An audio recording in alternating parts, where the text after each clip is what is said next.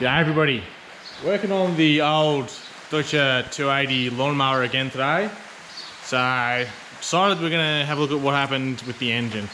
You might remember when I got it running again, we took it for a little drive and the engine locked up. So I've taken the engine off of the mower itself and going to pull it apart, see what has broken or come apart inside it, and see whether or not it's salvageable. If it's not salvageable, then it's just gonna be scrap.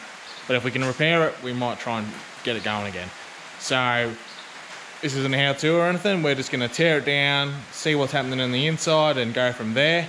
So I will rip this apart and we will reassess once I've got it all apart and have a look what actually happened on the inside.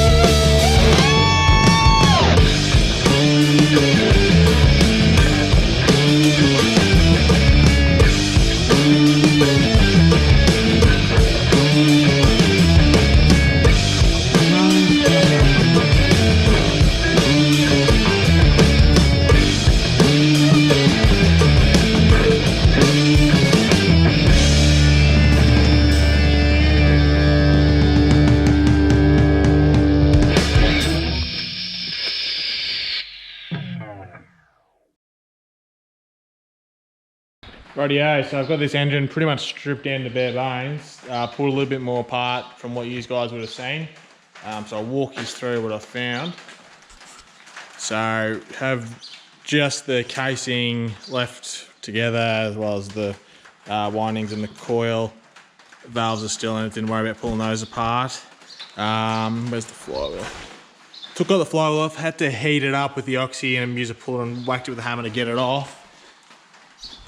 Because when the engine locked up, it sheared the keyway. So it was sort of spun on the crank, so I couldn't just pull it off, so managed to get it off in there in the end. And this is what we found on the inside. So conrod snapped, which was what I thought was the case. That pretty much disintegrated.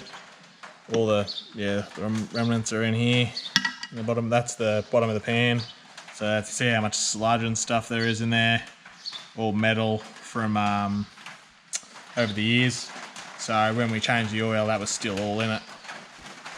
This other little arm here was also snapped in half, which connects in the center of these two bearing carriers that hold the crank on either side. That holds that in place and connects to the casing, the engine casing. And then the crank sits in between like that. That had somehow snapped. I don't know if that had broken after like getting hit by the conrod or something has hit that and snapped it, or if this snapped first and then that caused the conrod to break. But also all that metal sludge and filings and stuff has come from this bearing here, which you can see I just pulled out, and that's completely worn down. That's ovaled the actual carrier itself. I don't know if you can tell, but that's been ovaled out. And it's also worn down where the bearing runs on the crank as well. I don't know how easily you can see there, but it's sort of got a bit of a dip in the center of it. So all that stuff's pretty much rooted. Have to buy a new one of those. Probably have to. This one's okay. The bearing would have to be replaced though. Obviously a new piston, conrod. Let's get a new crank. And then the last thing that I found once I pulled the starter motor off is that when the piston, the remnants of the conrod and the bearing end caps have smashed into the housing, the crankcase, and split it. This is where the starter motor sits, so luckily I took the starter motor off because I wouldn't have been able to see that. But yeah, it's pretty much punched a hole in it almost. You can see in there where it's all smashed through on the side of the wall. It's also worn this surface here around there. It's been pushing too hard up against it and it's worn that down, as well as wearing on that surface there. So it's pretty much a write-off. Me and Dave have been talking about it for a few minutes. Could possibly get that repaired, the crack on the casing, but whether or not it's really worth it, by the time you get all those parts, it could add up to a fair bit, not sure yet. But it might not be worth going any further with it and just cutting the losses. We've probably spent a few $100s on the other bits and pieces for it.